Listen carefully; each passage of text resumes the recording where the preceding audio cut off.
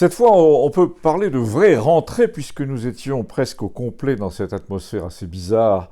où les familles d'estivants avec enfants sont déjà parties, les étudiants, tout ça, tandis que les grands-parents, eux, restent au village jusqu'au 1er octobre environ.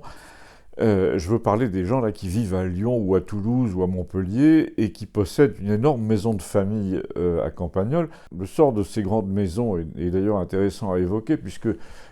à lui seul, il résume bien l'attitude de la population française devant l'inquiétude générale à propos de la dette du président fou, de la montée des périls en général. D'abord, les maisons dont je parle, et qui pour la plupart sont des grosses maisons de village à 3 niveaux autour d'un escalier très large, sont restées plus ou moins négligées jusqu'à la fin des années Sarkozy. On les occupait que l'été, quand la température était étouffante dans la plaine, mais sans faire aucun investissement pour le chauffage ni rien. Or là, depuis 15 ans environ, les familles ont été placées devant une alternative, ou vendre le bien, mais vu le peu d'intérêt des estivants pour un pays de montagne, sans pharmacie, sans vie sociale, sans rien d'ailleurs, justement les prix n'étaient pas très élevés, et donc les acheteurs étaient rares, ou bien se mettre à retaper la maison en profitant du fait qu'on avait profité des 40 glorieuses pour mettre un peu d'argent de côté, mais surtout en se disant que vu la tournure que prenaient les événements, il n'était pas plus mal d'avoir un bien à la campagne en cas de repli. Donc chez nous, depuis presque 20 ans,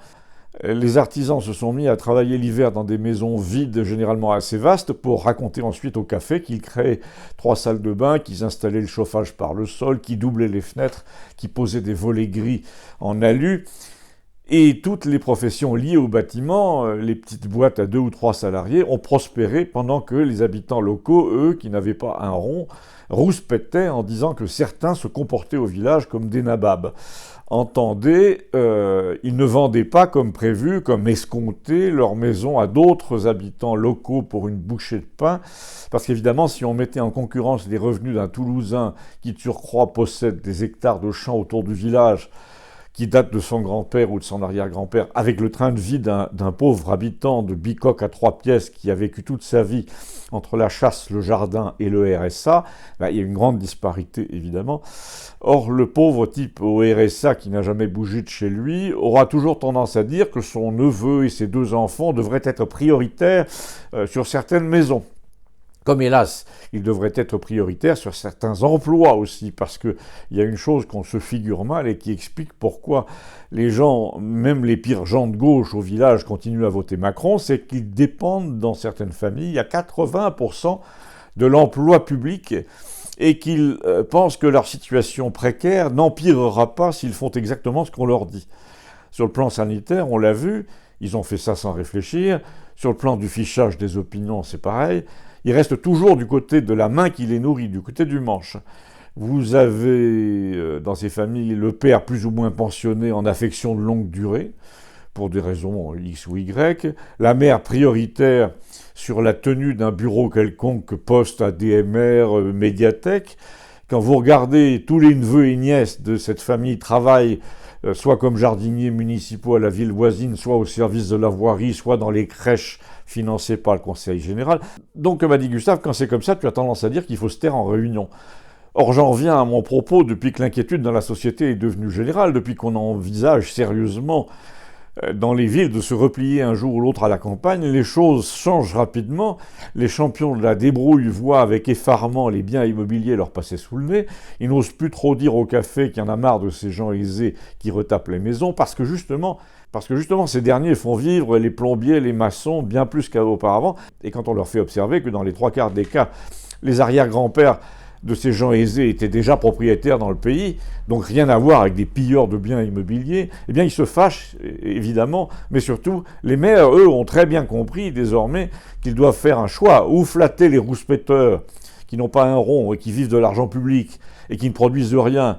ou bien compter sur les impôts de ceux qui ont les moyens de payer, et vu la situation générale, les maires ruraux les plus avisés en tout cas, sont ceux qui flattent désormais les familles prêtes au repli à la campagne, pour des tas de raisons, la première étant qu'une personne privée qui a un peu d'argent n'hésite pas à contribuer à la réfection d'un bien public, la deuxième étant que lorsqu'on est ingénieur, lorsqu'on sait parler, écrire une lettre, jongler avec les procédures, on a des copains souvent ingénieurs ou préfets, on peut magouiller utilement pour le compte de la mairie en haut lieu parfois sans bouger de Toulouse, afin de décrocher une subvention inespérée pour la commune. Alors vous allez me dire pourquoi cette entrée en matière un peu longue, et surtout quelle est la matière, et pourquoi? Eh bien parce que les retraités qui sont restés après leurs enfants jusqu'au mois d'octobre me posent des questions, pardi, et il y a Léon aussi par mon intermédiaire, sur quoi? Sur la façon dont vont tourner les événements, et d'autre part, la matière, le sujet du jour, qui nécessite une fois de plus un franchissement de la ligne de démarcation